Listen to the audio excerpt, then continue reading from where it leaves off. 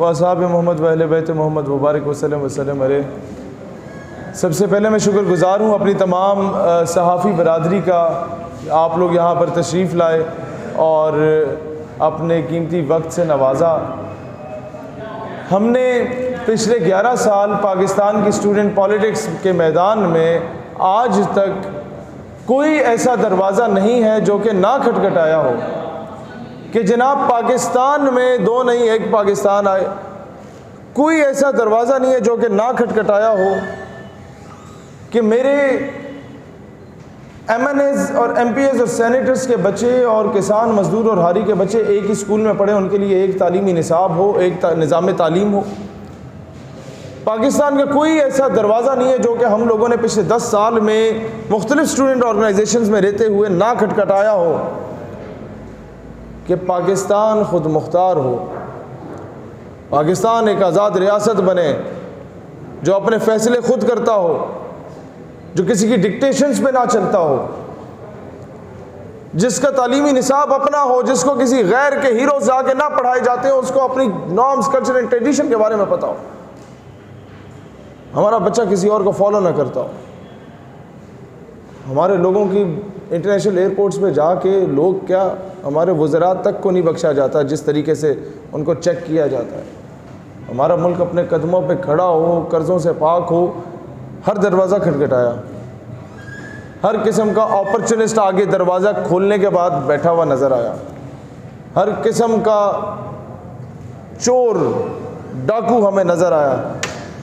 जब सिंसियर लोगों की टीम हमें कहीं पर पॉलिटिकल सिनेरियो में नज़र नहीं आई तो हमारे पास रोते हुए PSF के नौजवान आते थे, रोते हुए पीपल्स पार्टी के बाद नून लीग के नौजवान स्टूडेंट लीडर्स आते थे, PTI के नौजवान स्टूडेंट लीडर्स आते थे कि 15 साल हम लोगों ने जदोजहद की और उसके बाद एक इलेक्टेबल को ला के हमारे ऊपर बिठा दिया गया और आज हम उसी खान मलिक चौधरी के नारे लगा रहे हैं।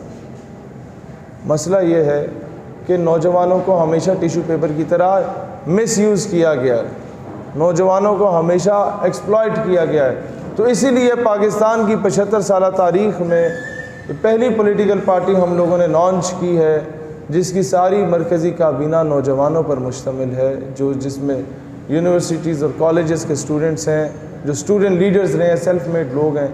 आज मेरे लिए एक बड़े एजाज़ की बात है कि सर सैयद अहमद ख़ान जो कि पाकिस्तान के बानियों में से थे, दो कौमी नज़रिया देने वाले लोग थे, जिन्होंने पूरा अलीगढ़ का एक स्ट्रक्चर खड़ा करके कायदे आज़म को तोहफे में पूरी एक क्रीम दे दी थी, आज उनकी औलाद अगर हमारे दाएं साइड पे मौजूद हैं, हमारे ऊपर कंधों पे इन्होंने ये सर पे हाथ रखा हुआ है, तो मैं समझता हूँ कि अब हमारी पार्टी को फ्लोरिश करने में या हमारे नौजवानों को इन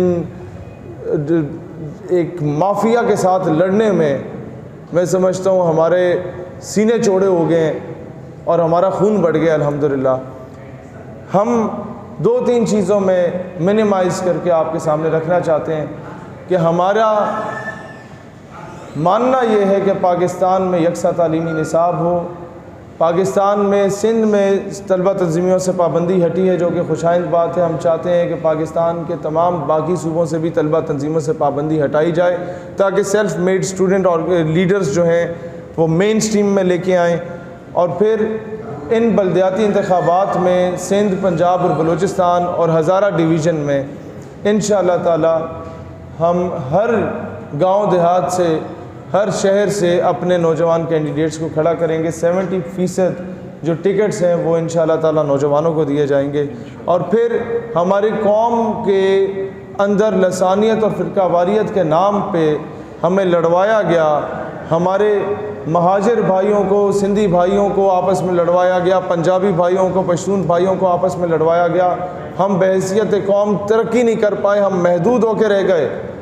हमने यहाँ आके ये बताया कि जो शख्स 75 साल पहले हिजरत करके आया all the way from India to Pakistan, वो मुझसे बड़ा पाकिस्तानी है, वो मुहिब वतन है, उसमें इस मुल्क का दर्द है।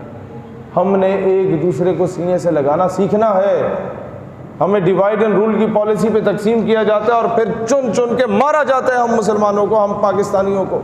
और ये हाल यहाँ से पहले Libya, Syria, Lebanon, Palestine, Kashmir, हर जगह पे हुआ। डिवाइड एंड रूल की पॉलिसी पे कौमों को तोड़ा गया। तो इस लसानियत को हमने ख़त्म करना है। पाकिस्तान में मौजूद फ़िरका वारियत को ख़त्म करना है, जो कि इस वक्त सबसे ज़्यादा आपके एक तरफ गवादर से शुरू होती है, दूसरी तरफ जाके आपके बलूचिस्तान में ख़त्म होती है और आपके खुंजराब में, गिलगित में ख़त्म होती है। उसकी वजह क्या है कि सी पैक का रूट एक तरफ से शुरू हो रहा है, दूसरी तरफ ख़त्म हो रहा है। फिर कॉटेज इंडस्ट्रीज़ का निज़ाम हम चाहते हैं पाकिस्तान में आए कि हर घर में सनत लगाई जाए छोटी छोटी, कि लोगों को रोज़गार मिल सके। मदारिस रिफॉर्म्स पे हमने बात की कि इनको लैंग्वेजेस की कोर्सेज़ कराए जाएं ताकि ये लोग मेन स्ट्रीम में आ सकें।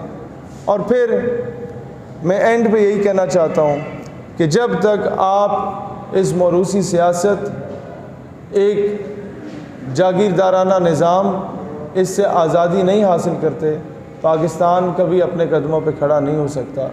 पाकिस्तान कभी एक ज़हनी ग़ुलामी से आज़ाद रियासत नहीं बन सकता जब तक वही लोग और उनकी औलादें आपके ऊपर मुसल्लत रहेंगे, जिनमें से अक्सरियत ऐसे लोगों की रही जो 1857 की जंग आज़ादी में मुसलमानों के साथ बगावत करते थे, जो 1920 की तहरीक खिलाफत में जिन लोगों ने मुसलमानों की मुखबरियाँ की थी और आपस में लड़े थे। तो लिहाजा मैं अपनी सहाबी बरादरी से दरख्वास्त करता हूँ कि नौजवानों को इनकरेज करें और फिर आप वकला साथी दीगर नौजवान सवाल करें लोगों से कि जनाब आखिर कब तक ये मौरूसी सियासत, आखिर कब तक पाकिस्तान के आम आवाम में, कल तकरीबन आधे सिंध पे घूम के आया, इतने लोग घरों में नहीं रह रहे जितने लोग झुग्गियों में रह रहे हैं। 70 सालों में कोई ऐसी पॉलिसी नहीं ला सके ये लोग कि इन लोगों को फैसिलिटेट किया जाए। 70 सालों में कोई ऐसी पॉलिसी इम्प्लीमेंट नहीं कर सके। जब कहा गया था कि जागीरें, ज़मीनें मज़ारों में बांट दी जाएंगी और इक्वल राइट्स दे दिए जाएंगे, आपके पड़ोसी मुल्क भारत आपके साथ आज़ाद हुआ, उसने कर दिया, हमने इम्प्लीमेंट क्यों नहीं किया? क्योंकि सिस्टम फैसिलिटेट करता रहा उस सारे निज़ाम को, और हारियों की तात हर किस्म की तबाही का सलूक किया गया।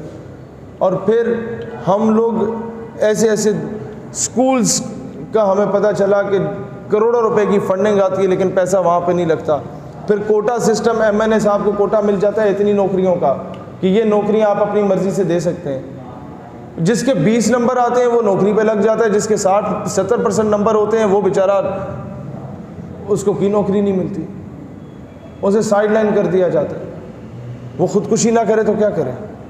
फिर हम बोलते हैं लोग एंटी स्टेट हो रहे हैं। एंटी स्टेट कोई नहीं होता, हमारा रवैया उसे एंटी स्टेट बना देता है। गद्दार वतन कोई नहीं होता,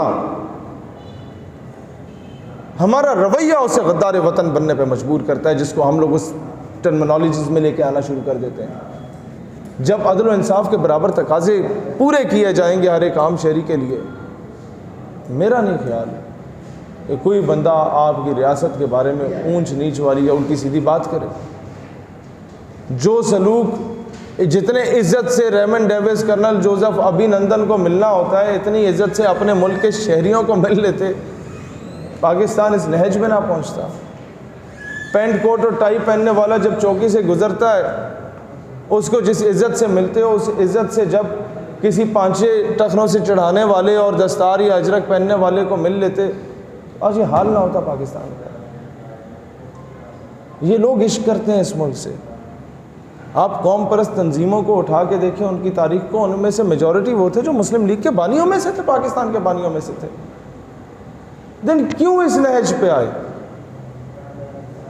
कि हम लोगों ने दलील की बुनियाद पे आज तक सियासत नहीं की, बदमाशी की बुनियाद पे सियासत की। अपनी कुर्सी बचाने के लिए हमने पाकिस्तान को दो लख्त किया और फिर अपनी कुर्सी बचाने के लिए हम ये तक नारा लगाने को तैयार होते हैं कि ये सूबे पे मेरी इजारादारी है, मेरे बाप की इजारादारी। मजाक बना के रखा हुआ। पाकिस्तान है, हम सब की धरती है। It was made for the Muslims of this सब कॉन्टिनेंट, और साथ ही माइनॉरिटीज़ के प्रोटेक्शन के लिए भी। तो ये खिलवाड़ ख़त्म करने के लिए, ये चंद ख़ानदानों को एक ख़ानदान से दूसरे ख़ानदान, दूसरे से तीसरे को नवाज देना, पूरी पूरी सल्तनत, इस रिवाज को ख़त्म करने के लिए हम नौजवान मैदान में आए हैं। हम कौम से मुतालबा करते हैं ये कौम हमारा साथ दे। पाकिस्तान पाइंदाबाद। किसी दोस्त का कोई सवाल है तो लाजमी आप लोग कर सकते हैं।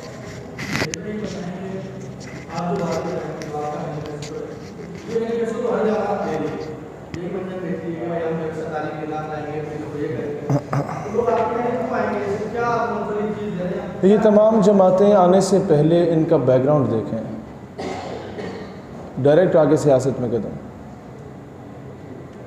We are the only student organisation जिसने पहले 11 साल फील्ड में काम किया। गवर्नमेंट मरे कॉलेज सियालकोट के 12,000 बच्चों का इशू सॉल्व करवाया, फिर सियासत में आए। गॉर्डन कॉलेज रावलपिंडी के प्राइवेटाइजेशन का 6-7 हज़ार बच्चों का मुस्तकबिल बचा के हम लोग सियासत में आए। कॉमसेट्स यूनिवर्सिटी के 3,500 बच्चों के डुअल डिग्री इशू को सॉर्ट करके हम लोग सियासत में आए। नज़रिए की बात की जाए तो 27 दिन इस्लामाबाद की सड़कों पे इजराइल का झंडा लगा के एक बंदा बैठा हुआ था, उसको उठाकर हम लोग सियासत में कदम रखा।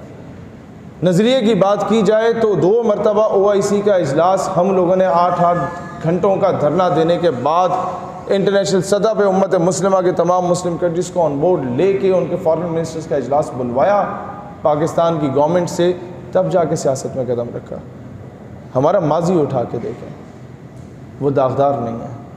जब आप प्रैक्टिकली कोई काम करते हैं तब जाके कौम आहिस्ता आहिस्ता आपकी बात पे तवज्जो देती है। डायरेक्ट आके एक होता है लाया जाना किसी को, एक होता है बड़े बड़े लोगों के जाके घर के बाहर मियाँ साहब की तरह या किसी और साहब की तरह फूलों के गुलदस्ते लेके खड़े होना, और एक होता है हर गली मोहल्ले में फिरना।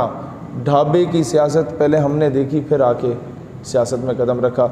जून जुलाई के सख्त महीने देरा बुकटी के सहराओं रेगिस्तानों में गुजारने के बाद इधर आए। इस्लामाबाद की सर्द रातें जनवरी में सड़कों पे गुजारने के बाद इधर आए, और उसके बाद हर किस्म की कत्ल व गारतगिरी की धमकियाँ सुनने के बाद, दहशतगर्दी के पर्चे झेलने के बाद, इश्तियाल अंगेज़ी के पर्चे झेलने के बाद, कार्य सरकार में मुदाखलत के पर्चे झेलने के बाद, 4th शेड्यूल के पर्चे झेलने के बाद, ID card block, bank accounts block, उसके साथ साथ आपका ECL में नाम 7 महीने के लिए डला रहे, जस्ट फॉर दिस रीज़न कि आपने मुल्क के स्टेटस को और फिरौनों को ललकारा है। तो फिर मुझे बताएं हम क्या करते? घर बैठ जाते खामोशी से।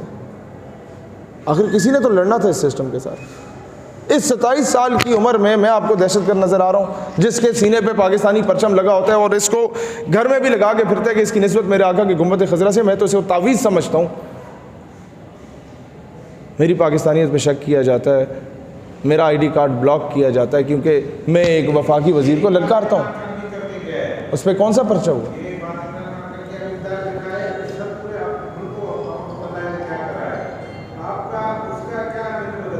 सर मैंने यही अर्ज़ किया, खान साहब का पॉलिटिकल बैकग्राउंड देखें सियासत में आने से पहले। नो डाउट एक अच्छे प्लेयर थे, नो डाउट शौकत खानम था। पॉलिटिकल एक्सपीरियंस क्या था? ज़ीरो। हम 11 साल ग्रास रूट लेवल की पॉलिटिक्स सीखने के बाद मैदान अमल में आए सर। तो it means there will be something different from him. कोई और सवाल?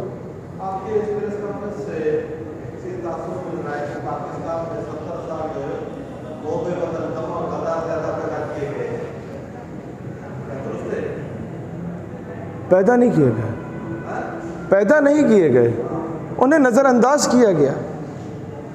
वही एक लॉबी आपको पीपल्स पार्टी में नज़र आएगी, वही लॉबी उठ के नून लीग में चली जाएगी, वही लॉबी उठ के आपको PTI में नज़र आएगी। फिर अब बात ही ख़त्म कर दें सर। 21 वज़रा में से तो 15 आपके मुशर्रफ साहब के पास थे और सारी तकरीरें मुशर्रफ साहब के ख़िलाफ़ वाली थी। Sir there are certain things कि जिसको आप देखें, इस चीज़ को निकाल के, हम आपके बच्चों की उम्र के, आपको हमारे अंदर पाकिस्तानियत का दर्द कम से कम नज़र आया होगा कि यार इन बच्चों में कुछ रखा है कि हर किस्म का जुल्म तशद्दुद बर्दाश्त करने के बाद ये किसी बड़ी पॉलिटिकल पार्टी के सहारा लेकर उनके चरणों में बैठ जाते हैं और कहते ठीक है आप हमें बचा लो। हम कम से कम इनका मुकाबला करने के लिए मैदान में, इसका मतलब है कोई दर्द रखने वाले लोग हैं। जहां बात यह है, मोहतरमा फातिमा जिन्ना के साथ क्या कुछ नहीं किया कि मुझे बताएं ना, लाहौर गुजरावाला का ही एक MLA था जिसके वालिद साहब ने लालटेन जो मोहतरमा का इंतखाबी निशान था, वो एक कुतिया के गले में डाल के उसे कराची की सड़कों पे घसीटा। कायद आज़म की बहन को हमने ये सिला दिया, तो फिर हम मुझे बताएं मुहिब वतन लाए या किसको लाए? कौन सीटें जीता 1970 में और किसको लाके हुकूमत दी गई? सर निकालें इन चीज़ों को ना, कुरेदें। 160 से ऊपर सीटें किसकी थी और किसको ला के पाकिस्तान दे दिया गया? किस तरीके से पाकिस्तान को 2 लाख दिया गया? मुस्लिम लीग के बानियों में बंगालियों का किरदार था। पाकिस्तान के बानियों में एक फजल हक का नाम ले, बाकी लोगों का नाम ले। मोहतरमा फातिमा जिन्ना वहाँ से जीत जाती थी, यहाँ से हम हरा देते थे मगरबी पाकिस्तान में, उनको हमने गद्दार कह दिया। पीछे क्या रह गया सर? हम तो और बांग्लादेश बनाने पे तुले हुए अपनी इन हरकत की वजह से। अपने लोगों को सीनों से लगाना सीखे, हम ये नैरेटिव लेके आए हैं।